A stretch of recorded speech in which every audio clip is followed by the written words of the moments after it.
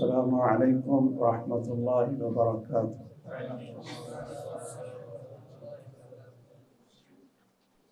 میری محترم فضیلت الشیخ محب الرحیم سے گزارش ہے کہ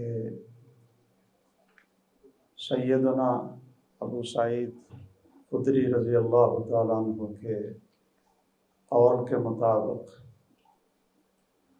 صحابہ کرام کی اس سنت کو بھی زندہ کریں۔ وہ فرماتے ہیں کان اصحاب رسول اللہ صلی اللہ تعالیٰ علیہ وآلہ وسلم اذا اجتمعوا تذاکروا العلم وقرأوا سورة۔ اس لیے کوئی ایک سورت العصر کے اندر کہ صحابہ کرام جب اکٹھے ہوتے تو جب تک سورت العصر کی تلاوت نہ کر لیتے تو جدا نہیں ہوتے تھے۔ اس لیے سورت العصر یا کوئی اور کسی ایک چھوٹی سورت کی تلاوت کر لی جائے تاکہ جو مجلس سماع اور قرات کی سنت ہے صحابہ کرام اور محدثین سے لے کر اس کو ہم زندہ کر سکیں۔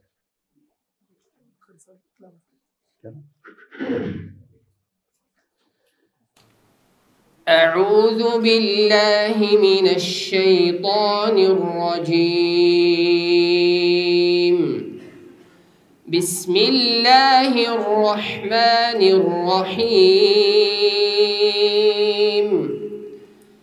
والعصر ان الانسان لفی خسر إلا الذين آمنوا وعملوا الصالحات وتواصوا بالحق وتواصوا بالصبر۔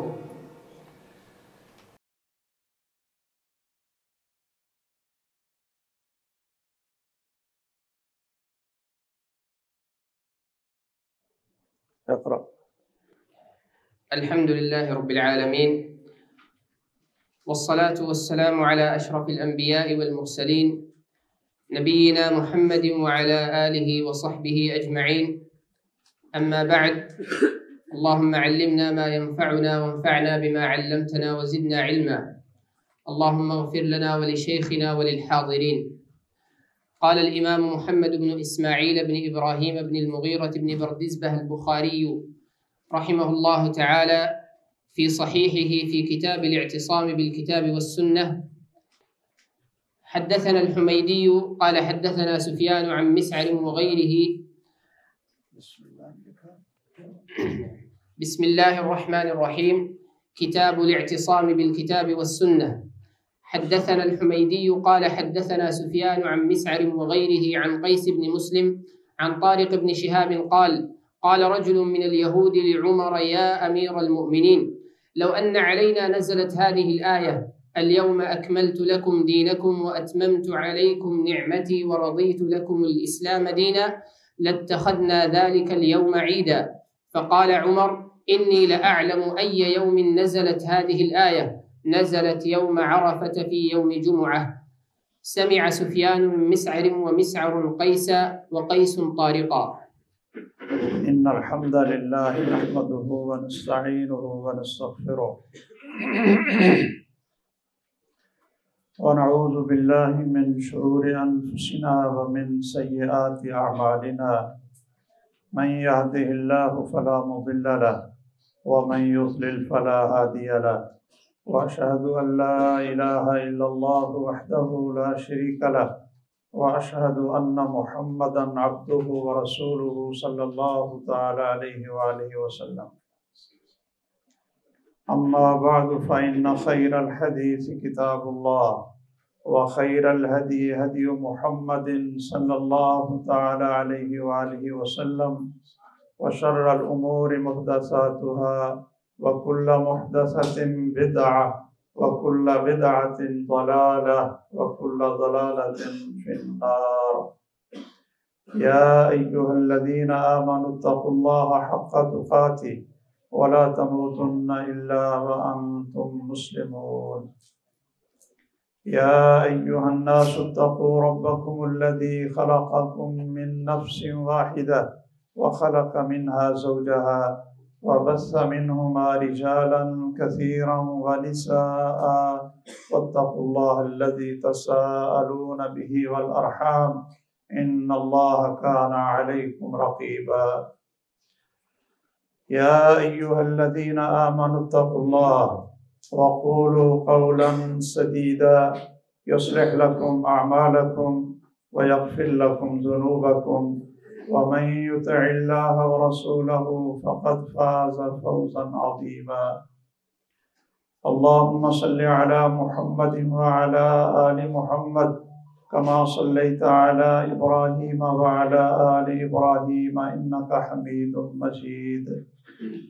اللهم بارك على محمد وعلى آل محمد كما باركت على إبراهيم وعلى آل إبراهيم إنك حميد مجيد. أما بعد، فقال سيد الفقهاء والمحدثين وأمير المؤمنين في الحديث الإمام البخاري رحمه الباري رحمه رحمة واسعة. بسم الله الرحمن الرحيم. کتاب الاعتصام بالکتاب والسنہ.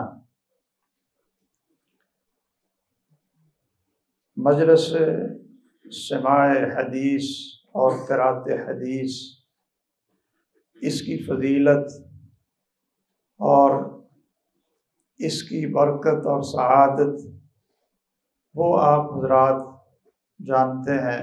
تمام اصول حدیث کی کتابوں میں آداب القراء، آداب المحدث اور آداب طالب الحدیث، یہ آپ نے سارے پڑھے ہوں گے، جن میں اخلاص نیت یہ سب سے پہلی اساس ہے، اور اس کے دلائل کی اس وقت ضرورت نہیں ہے، ٹائم کم ہے، اس لیے ہم سب کو اس مجلس کو مبارک بنانے کے لیے اپنی نیت کو خالص کرنا چاہیے کہ ہم اللہ کی رضا کے لیے، طلب علم کے لیے اور صحابہ کرام کی سنت کو زندہ رکھنے کے لیے رسول اللہ صلی اللہ تعالیٰ علیہ وسلم کے طریقہ مبارکہ کو کے احیاء کے لیے اور محدثین کی سنت کو زندہ کرنے کے لیے ہم اس مجلس میں شریک ہیں کہ ہمارا اللہ ہم پر راضی ہو جائے. آپ جتنی بھی دور سے آئے ہیں، آپ کا ایک ایک قدم انشاءاللہ جنت کی طرف قدم ہے. من سلک طریقا یلتمس فیہ علما سلک اللہ لہ طریقا الی الجنہ او سہل اللہ لہ طریقا الی الجنہ. رواہ الامام مسلم او کما قال صلی اللہ تعالی علیہ وسلم. اسی طرح اس دعا کے بھی انشاءاللہ آپ سب مستحق ہیں، جس میں بڑی جامع دعا ہے جو دنیا کے لیے اور قبر میں بھی اور آخرت کے لیے بھی ہے، جو حدیث متواتر ہے. نظر اللہ امرأ سمع مقالتی، اور بھی الفاظ ہیں اس میں، سمع منی حدیثا، لیکن زیادہ مشہور سمع مقالتی فحفظها ووعاها وأداها كما سمع. تو نظر اللہ یہ بہت خوبصورت دعا ہے. دنیا میں بھی اللہ ذوالجلال محدثین کے چہرے کو تازہ چمکتے دھمکتے رکھے، اور قبر کے اندر بھی اللہ ذوالجلال یہ اعزاز اور یہ شرف نصیب فرمائے، اور حشر میں جب اللہ کے سامنے پیش ہوں تو وہاں بھی آپ کی اس دعا کی برکت سے وجوہ یومئذ ناظرہ الی ربها ناظرہ، یہ چہرے تر و تازہ ہوں۔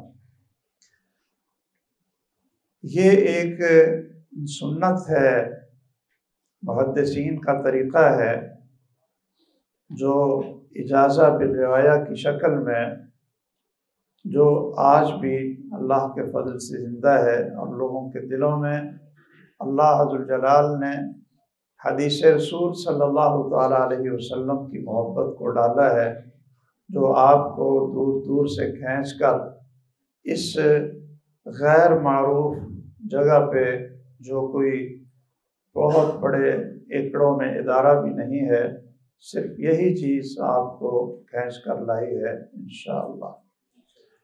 اور یہ سنت محدثین نے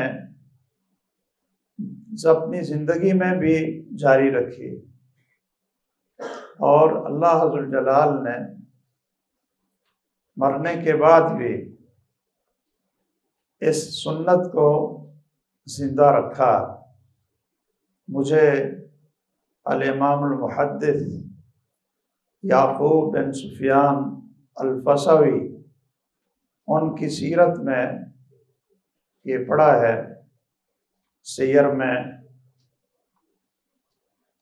کہ وہ جب فوت ہوئے تو ان کے شاگرد انہوں نے خواب میں دیکھا اور پوچھا ما فعل اللہ بک، کہ اللہ ذوالجلال نے آپ کے ساتھ کیا معاملہ فرمایا؟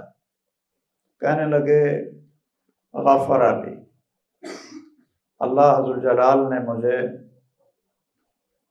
حدیث کی مجلس بیان منعقد کرنے کی وجہ سے، حدیث کو بیان کرنے کی وجہ سے اللہ نے مجھے معاف کر دیا۔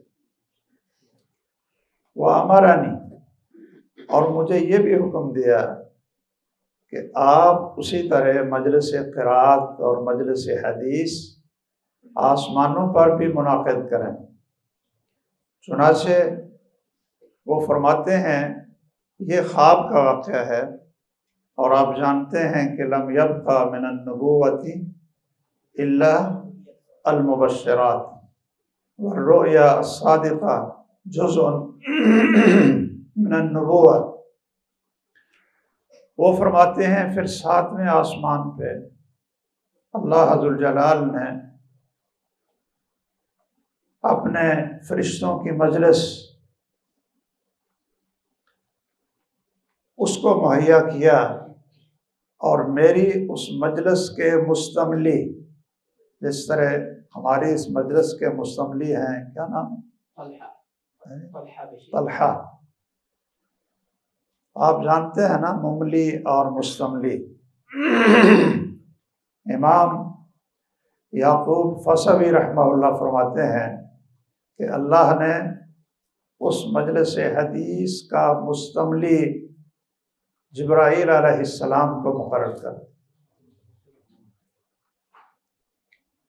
تو یہ ایک بہت بڑا شرف ہے، اسی کے احیاء کے لیے یہ مجلس منعقد ہوئی ہے، اور اس میں زیادہ تو چونکہ احادیث بھی کافی ہیں کتاب الاعتصام کی،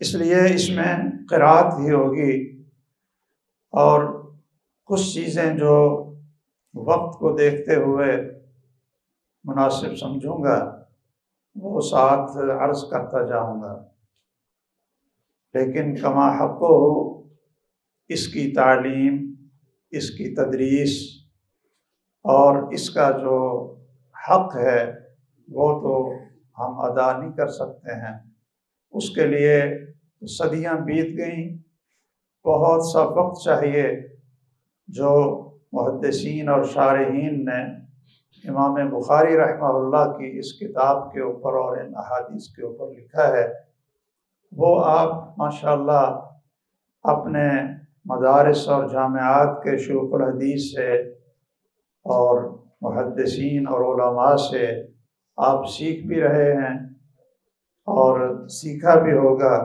اور آگے بھی آپ انشاءاللہ اس کو سیکھتے رہیں گے۔ امام بخاری رحمہ اللہ نے اپنی اس کتاب میں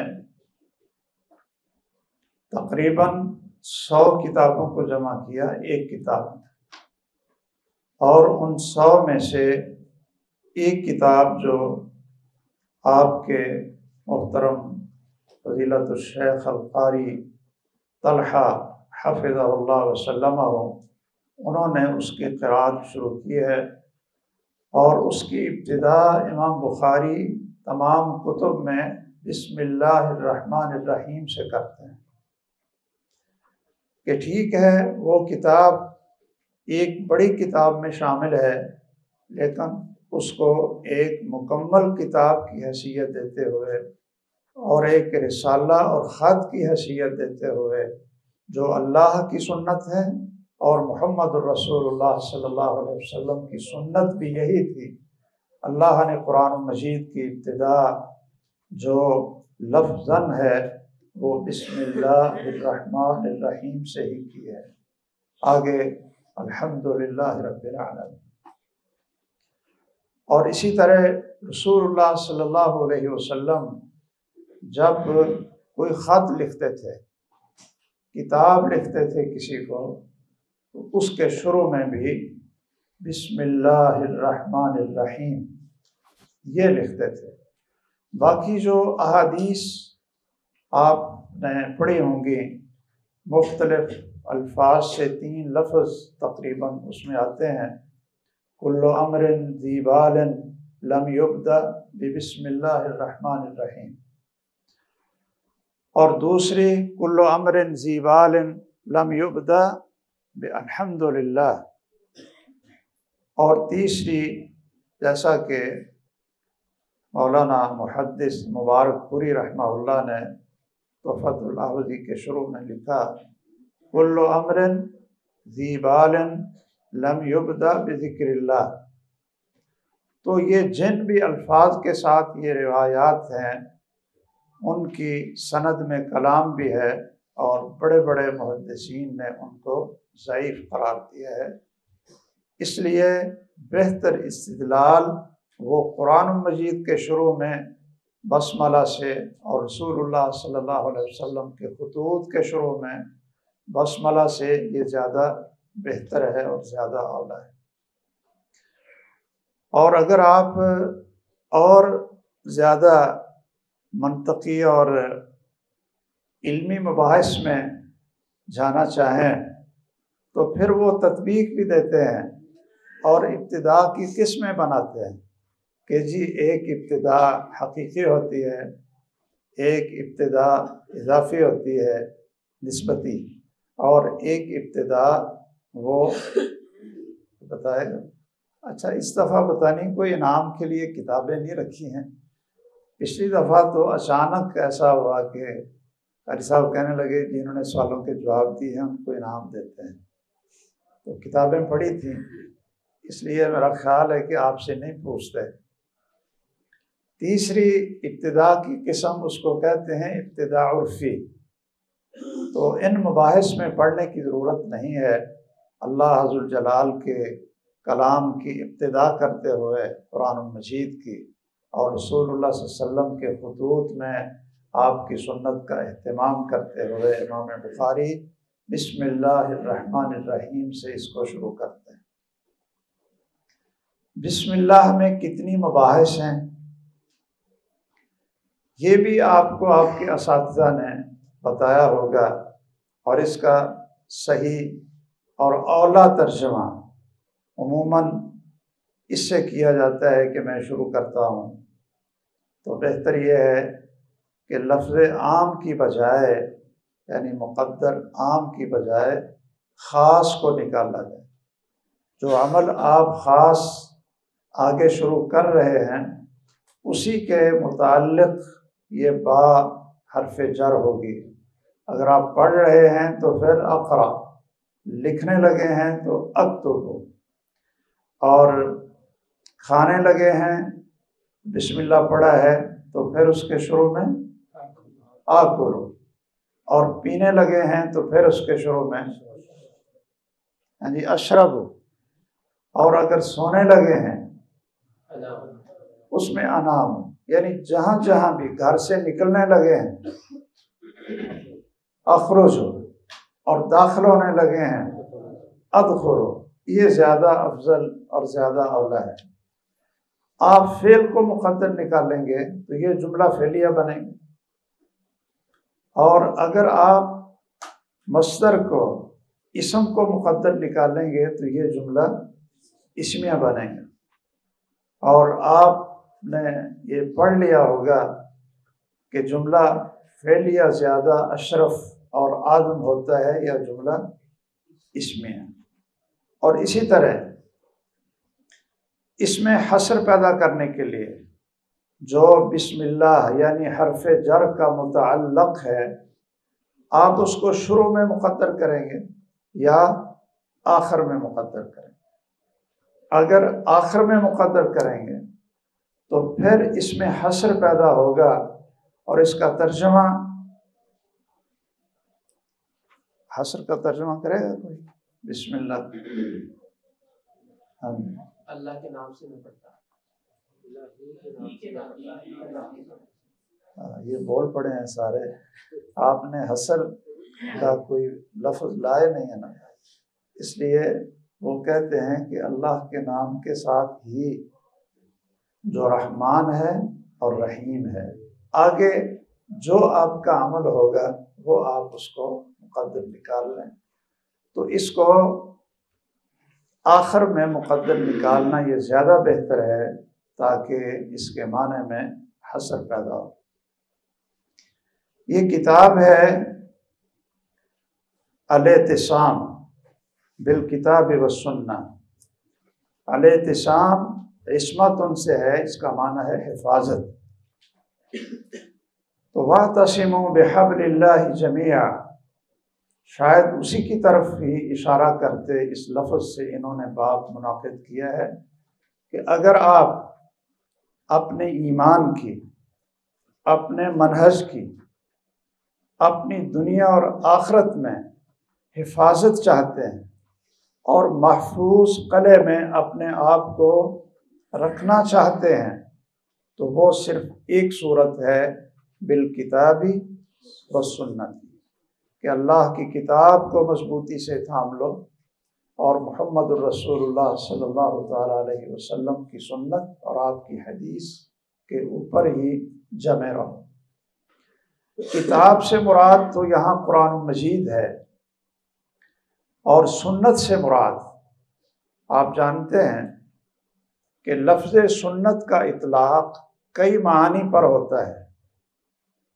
سنت یہ جب کتاب اللہ کے مقابلے میں آئے تو اس سے مراد رسول اللہ صلی اللہ علیہ وسلم کی حدیث ہوتی ہے، اور اگر یہ فرض یا واجب کے مقابلے میں آئے تو اس سے مراد مستحب، تطوع، مندوب، نفل یا سنت مراد ہوتی ہے۔ اور جب یہ منہج بیان کرنے کے لیے بدعت کے مقابلہ میں لفظ سنت کا استعمال کیا جائے تو اس سے مراد طریقہ محمد صلی اللہ علیہ وسلم ہے، خواہ وہ عقائد میں ہو، وہ علوم کے اندر ہو،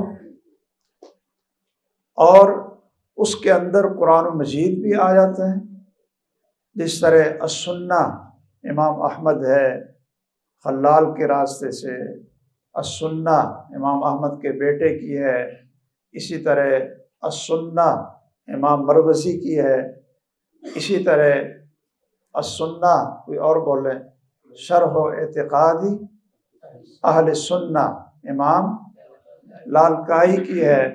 تو یہاں جو سنت کا لفظ استعمال ہوا یہ بدعت کے مقابلہ میں استعمال ہوا ہے، اور اس میں جو منہج مراد ہے، طریقہ، وہ التزام ہے اپنے منہج اور عقیدے میں قرآن کے ساتھ اور رسول اللہ صلی اللہ تعالیٰ علیہ وسلم کی حدیث کے ساتھ۔ اسی طرح سنت سے مراد رسول اللہ صلی اللہ علیہ وسلم کا طریقہ، خواہ وہ فرائض ہوں، واجبات ہوں، جو بھی آپ سے وارد ہے اس کے اوپر بھی سنت کا اطلاق ہوتا ہے۔ سب سے پہلی حدیث ہے طارق بن شہاب ان کی، اور سند پڑھی محترم قاری البخاری طلحہ صاحب حافظہ اللہ نے۔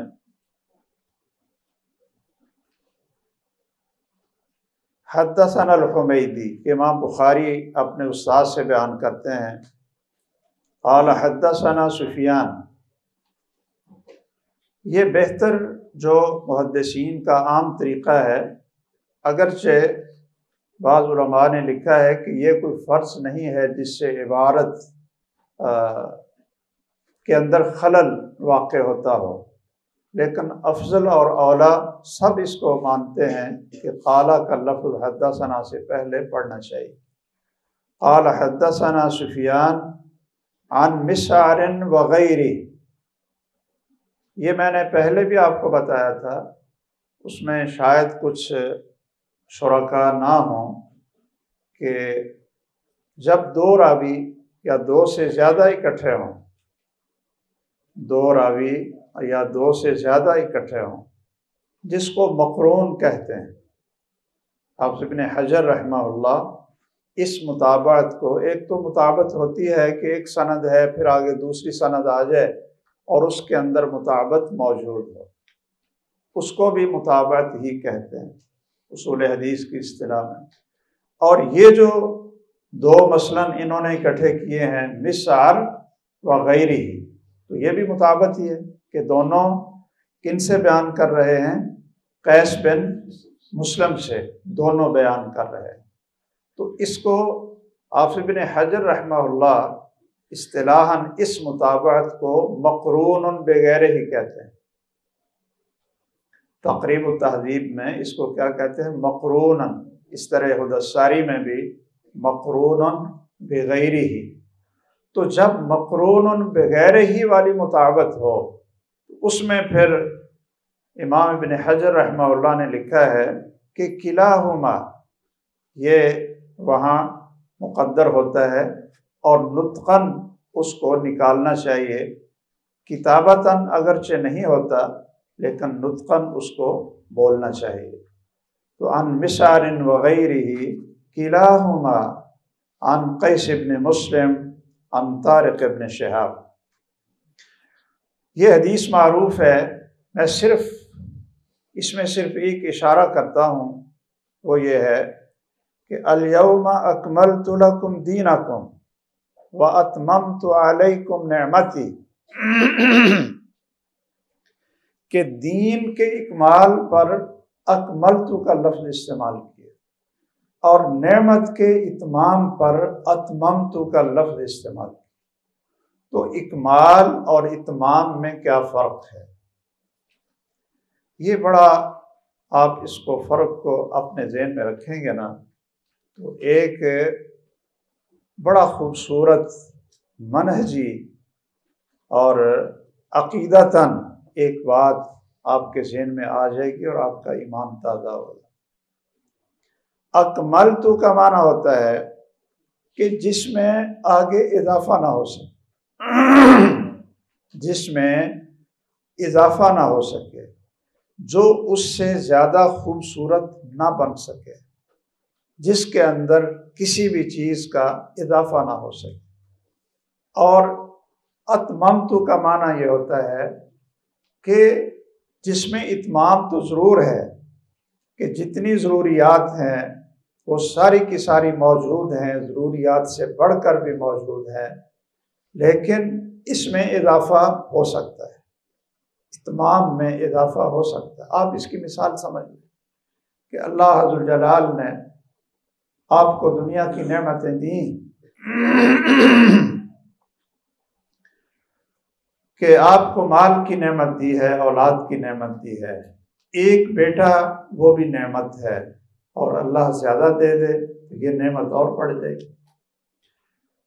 اگر آپ کی تنخواہ 50,000 ہے، یہ میں نے اس لیے کہا کہ کم از کم ہمارے قراء کرام اور مدرسین جو علوم نبویہ کے مدرس ہیں، اس سے کم ان کی تنخواہ نہیں ہونی چاہیے۔ اس سے ضرورت انسان کی جو اس دور میں وہ پوری ہو سکتی ہے۔ تو مثلا آپ کی تنخواہ 50,000 ہے اور محتمم اور مدیر صاحب خوش ہوتے ہیں اور کہتے ہیں کہ چلو آپ کے ساتھ مقرر تو 50,000 کی تھی لیکن آپ کو 60,000 دیتے ہیں۔ اب اتممتو میں آپ کی ضروریات تو 50 سے پوری ہو جاتی تھیں، لیکن وہ کہتے ہیں جی 1,00,000 آپ کو دیتے ہیں، تو یہ اس نعمت کے اندر اور زیادہ اضافہ ہو جائے اور آپ باقی بنیادی ضروریات کے ساتھ ساتھ ان ضروریات میں اور زیادہ آسانی ہو جائے گی کہ آپ پھل بھی لے سکتے ہیں، آپ لباس اچھا پہن سکتے ہیں، سواری اچھی۔ اگر آپ کے پاس چھوٹی گاڑی ہے تو وہ بھی اتممت علیکم نعمتی میں شامل ہے، آپ کی ضرورت پوری کرتی ہے۔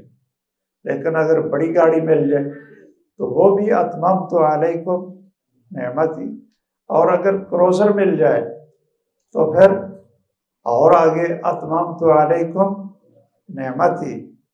لیکن جو دین ہے اس کے اندر پوری دنیا کے اگر لوگ بھی پڑھے لکھے بھی، قانون دان بھی، ریفارمر بھی، محدث بھی، فقہا بھی سب اکٹھے ہو جائیں، لیکن دین کے اندر ایک نقطے کا بھی اضافہ نہیں ہو سکتا ہے،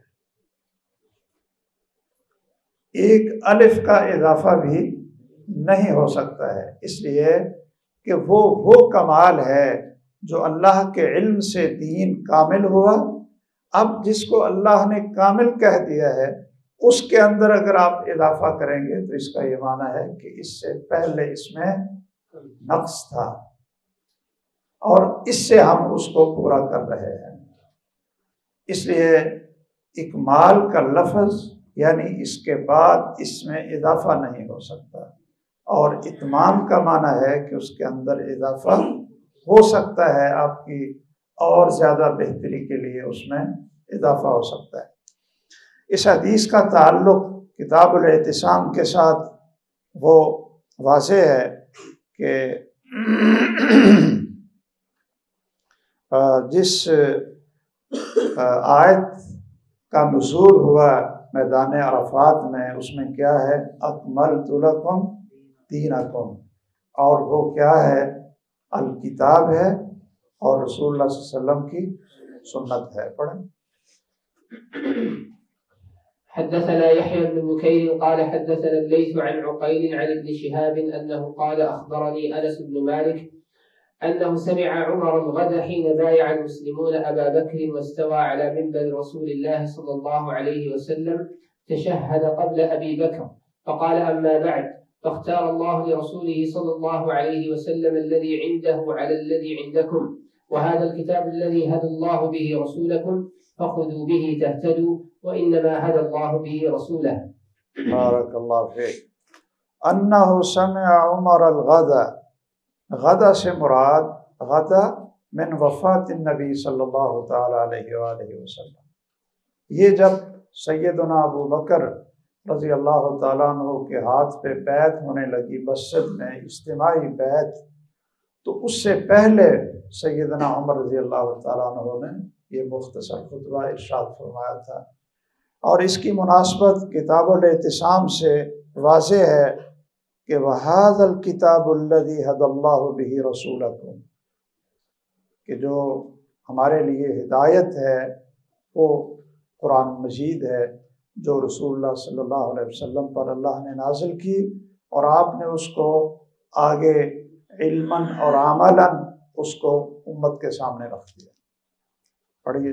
حدثنا موسى بن إسماعيل قال حدثنا وهيب عن خالد عن عكرمة عن ابن عباس قال عن ابن عباس أنه قال ضمني إليه النبي صلى الله عليه وسلم وقال اللهم علمه الكتاب۔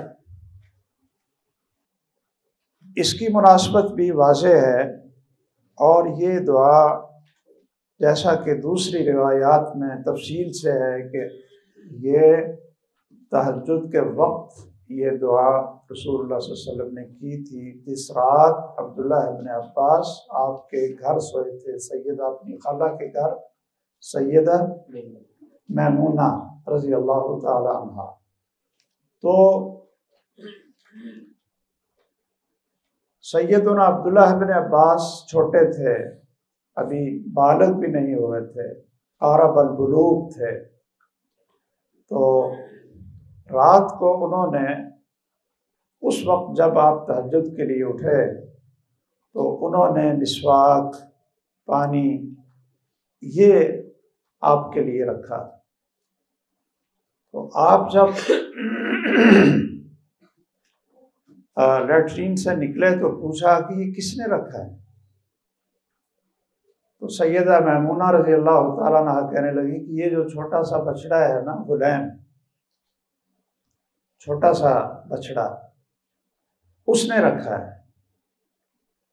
تو رسول اللہ صلی اللہ علیہ وسلم نے پھر اسی وقت ان کو سینے سے لگایا اور دعا دی۔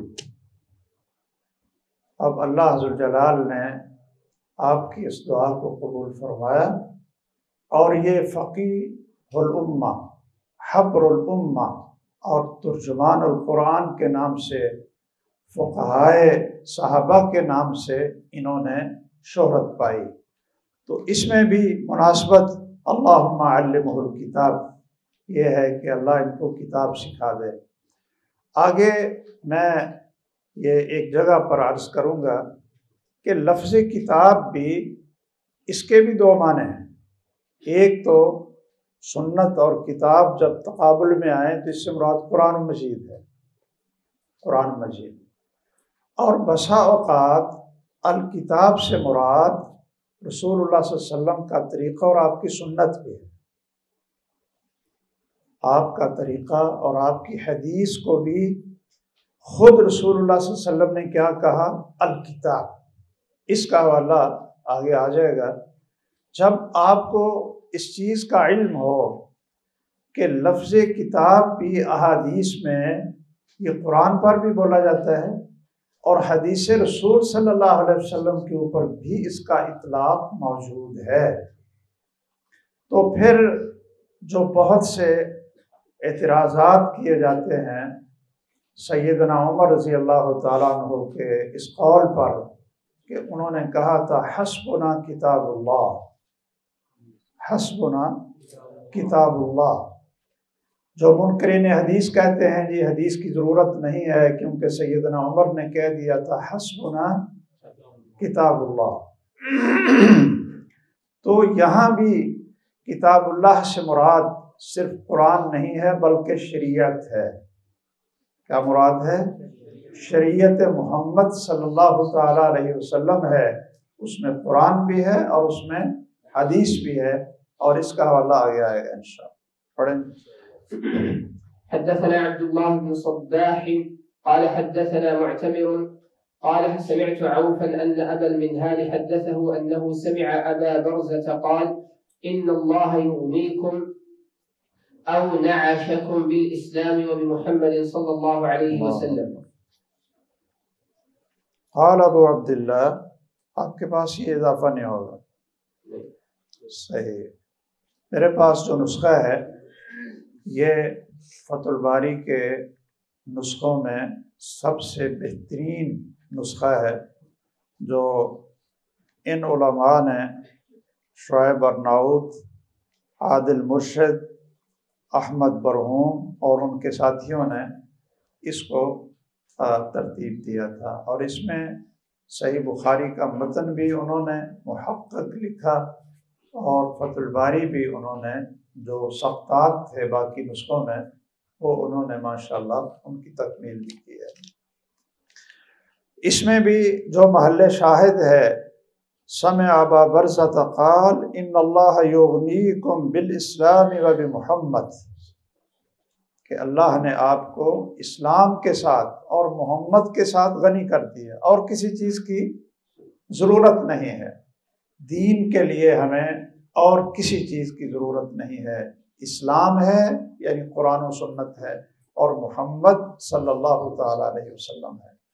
راویوں نے اس لفظ میں اختلاف کیا ہے کہ بعض نے یغنیکم یہ لفظ استعمال کیا، ان اللہ یغنیکم، اور بعض نے نعاشکم نون عین شین کے ساتھ یعنی رفعکم کہ تمہیں جو بلندی عطا کی ہے وہ اسلام کے ساتھ بلندی عطا کی ہے اور محمد صلی اللہ تعالیٰ علیہ وسلم کے ساتھ بلندی عطا کی ہے۔ اور زیادہ جو راجح نسخہ ہے وہ نعاشکم والا ہے، نعاشکم۔ اور اس میں امام بخاری کہتے ہیں قال ابو عبداللہ وقع ہاہنا یغنیکم، کہ یہاں اس سند میں تو مجھے بھی یغنیکم ہی ملا ہے، لیکن وَإِنَّمَا هُوَ نَعَشَكُمْ، لیکن صحیح یہ ہے کہ یغنیکم نہیں ہے بلکہ نعاشکم ہے۔ اور پھر خود کہتے ہیں امام بخاری يُنظَرُ فِي اصل کتاب الاعتصام، اس سے پتہ چلتا ہے کہ کتاب الاعتصام یہ الگ بھی انہوں نے اس کو مرتب کیا ہوا تھا، اور اسی سے پھر انہوں نے احادیث لے کر صحیح بخاری والے کتاب الاعتصام میں درج کیے ہیں۔ واللہ اعلم۔ پڑھیں۔ حدثنا إسماعيل قال حدثني مالك عن عبد الله بن دينار أن عبد الله بن عمر كتب إلى عبد الملك بن مروان يبايعه وأقر بذلك بالسمع والطاعة على سنة الله وسنة رسوله فيما استطعت۔ اس کا محل شاہد بھی واضح ہے۔ عبداللہ بن عمر رضی اللہ تعالیٰ عنہ نے جب اس دور کے خلیفہ وقت کی بیعت کی تو اس کے الفاظ یہ تھے کتب الی عبد الملک یبایعہ، اور کیا کہا اقر بذلک بالسمع والطاعہ علی سنت اللہ و سنت رسولہ، تو سنت اللہ وہ اللہ کی کتاب ہے اور سنت رسول ہی وہ سنت رسول صلی اللہ تعالیٰ علیہ وسلم ہے، اور یہی الاعتصام ہے بالکتاب و سنت۔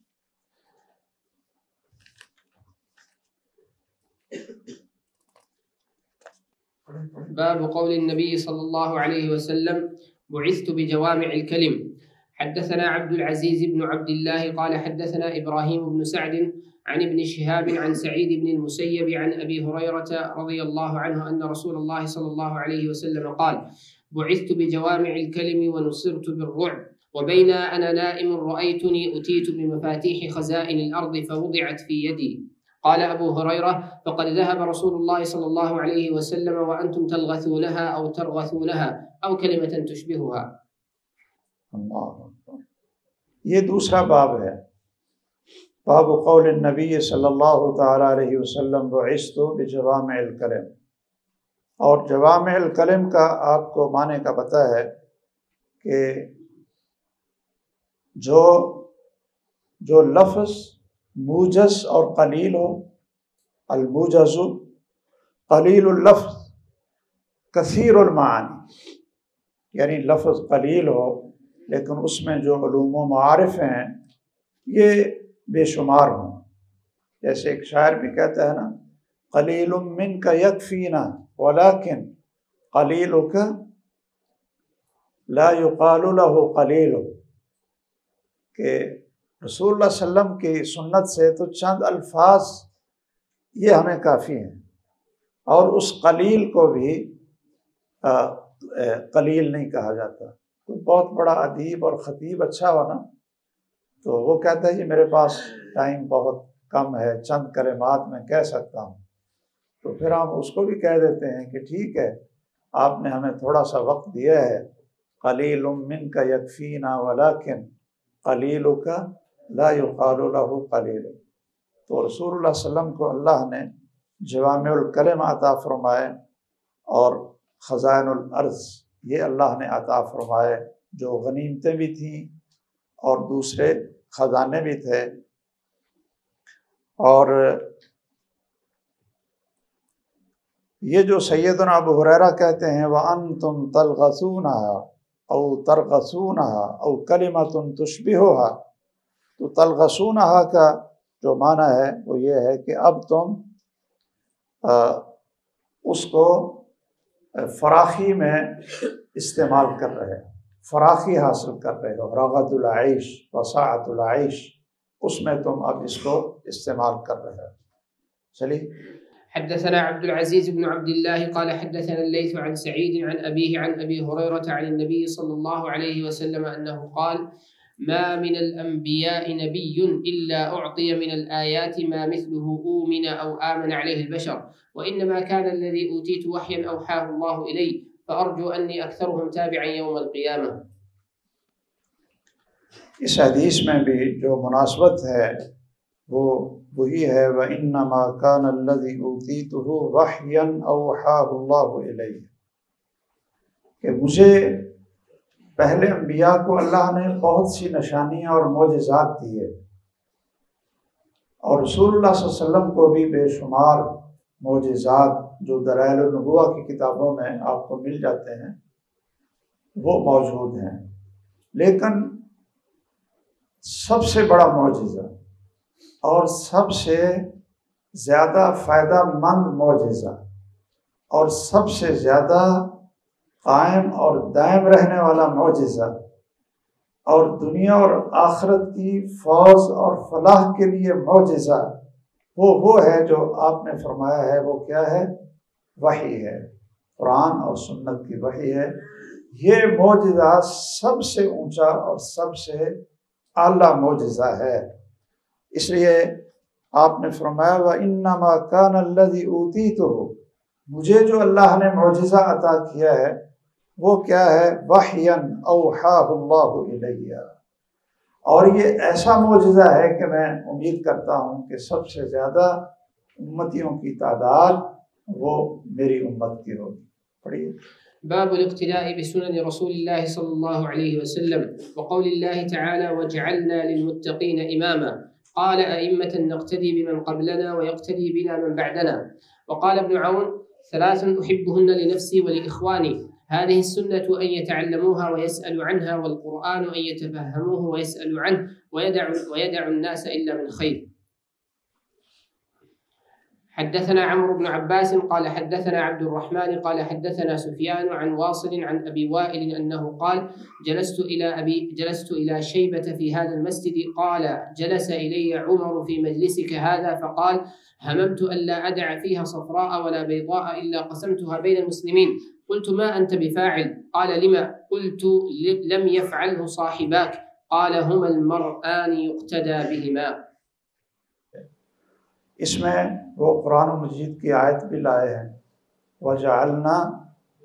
وَجَعَلْنَا لِلْمُتَّقِينَ إِمَامًا۔ اب امامہ کا ترجمہ ذرا آپ جو امام بخاری نے کیا ہے یہ ذرا آپ غور سے سن لیں۔ امام ہدا بن کر صرف پیروی کروانا ہی نہ سیکھیں، بلکہ امام ہدا وہ ہوتا ہے جو اپنے سے پہلوں کی پیروی بھی کرے۔ یہ نقطہ آپ سمجھ رہے ہیں کہ آپ کہیں جی سارے میری پیروی کرو، آپ پھر متقین کے امام بنیں گے کہ آپ کی متقین پیروی کریں گے؟ آپ نے بھی پہلوں کی پیروی کی ہو۔ کیا کہتے ہیں امام بخاری؟ کہتے ہیں قال ائمہ نقتدی بمن قبلنا، وہ ہوتا ہے امام جو پہلوں کی اتباع کرے، وَيُقْتَدَى بِنَا وَيَقْتَدِي بِنَا مَن بَعْدَنَا، اور جو ہمارے بعد آنے والے ہیں وہ ہمارے اقتداء کریں۔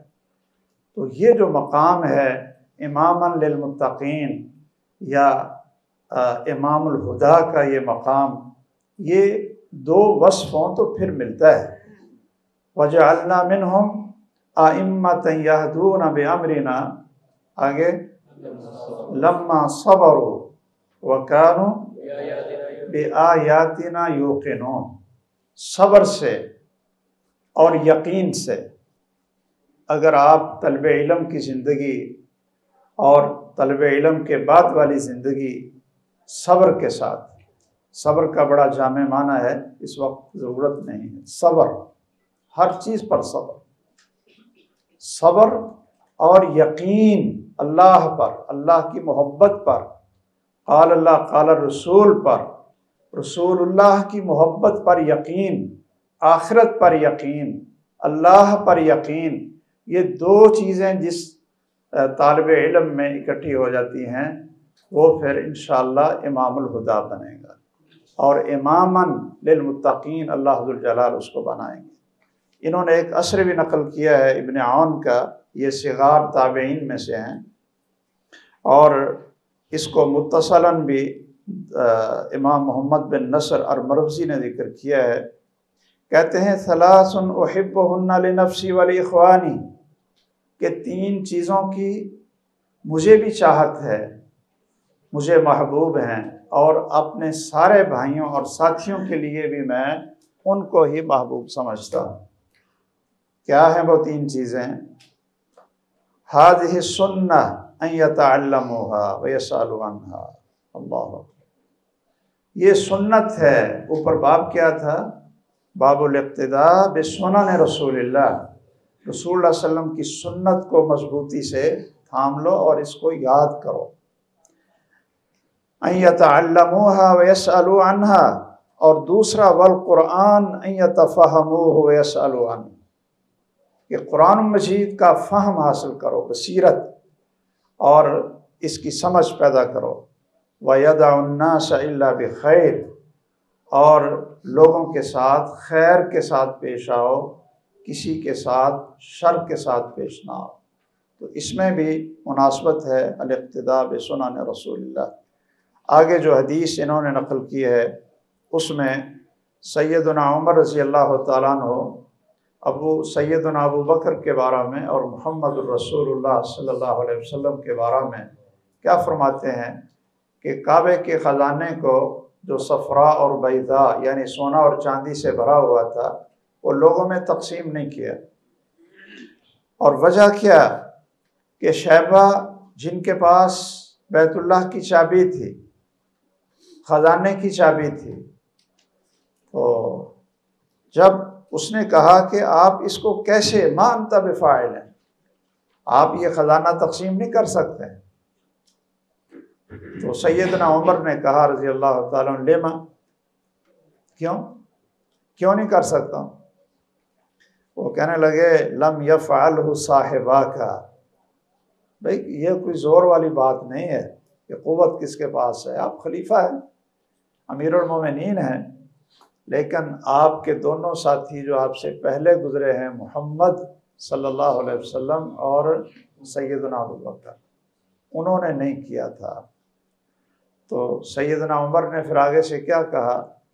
ہما المرآن یقتدى بہما۔ چلیے۔ حدثنا علي بن عبد الله قال حدثنا سفيان قال سألت الأعمش فقال عن زيد بن وهب سمعت حذيفة يقول حدثنا رسول الله صلى الله عليه وسلم أن الأمانة نزلت من السماء في جذر قلوب الرجال ونزل القرآن فقرأوا القرآن وعلموا من السنة۔ یہ سیدنا حذیفہ کی روایت ہے اور یہ لمبی ہے، اس میں صرف محل شاہد ہے وَنَزَلَ الْقُرْآنَ فَقَرَأُوا الْقُرْآنَ وَعَلِمُوا مِنَ السُّنَّةِ، عَلِمُوا مِنَ السُّنَّةِ۔ چلیے۔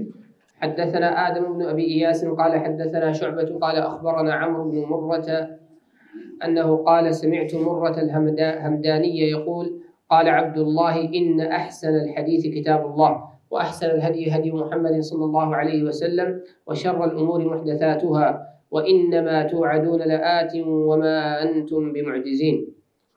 یہ عبداللہ بن مسعود رضی اللہ تعالیٰ عنہ کا فرمان ہے سند کے ساتھ۔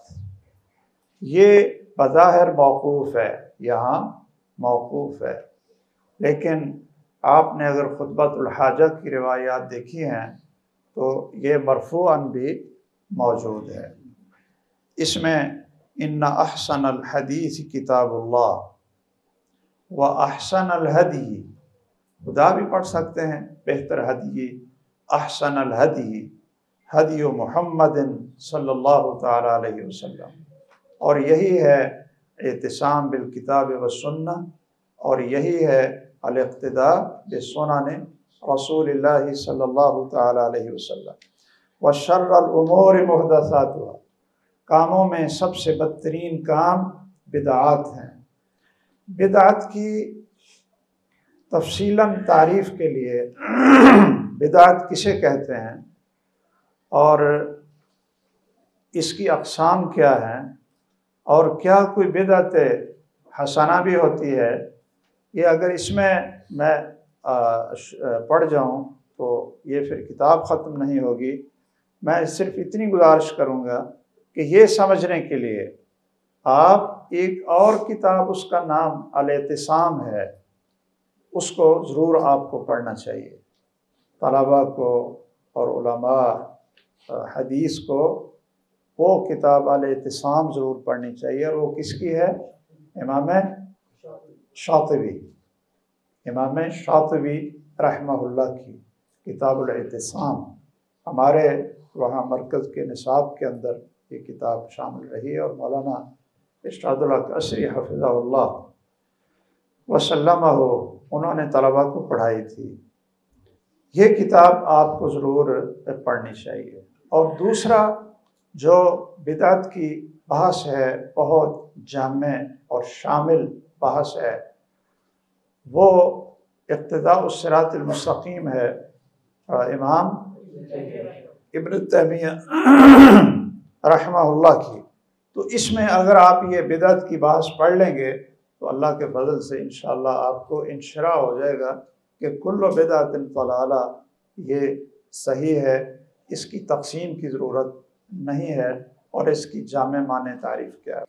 یہ حدیث ہے سیدنا ابو ہریرہ اور زید بن خالد کی۔ یہ وہ لمبی روایت ہے، مشہور ہے کہ ایک آدمی نے کہا کہ میرا جو عصیف، جو اجیر تھا، غلام یا مزدور تھا، اس نے اس کی بیوی کے ساتھ برائی کی۔ تو پہلے تو لوگوں سے پوچھتا رہا، لوگوں نے بتایا کہ جی 100 بکریاں دے دو اور یہ اس کا جرمانہ ہے۔ لیکن یہ فیصلہ پھر کن کے پاس آیا؟ رسول اللہ صلی اللہ علیہ وسلم کے پاس، اور انہوں نے، دونوں نے، یعنی جو مخاصم تھے، یہاں چونکہ اختصار کی وجہ سے یہ صرف آگے فقالہ کہہ دیا ہے، انہوں نے کہا تھا اقضی بیننا بکتاب اللہ، کہ آپ اللہ کی کتاب کا فیصلہ ہمیں سنائیں، اللہ کی کتاب کا فیصلہ۔ تو رسول اللہ صلی اللہ علیہ وسلم نے قسم اٹھا کر فرمایا تھا والذی نفسی بیدی لأقضین بینکما بکتاب اللہ۔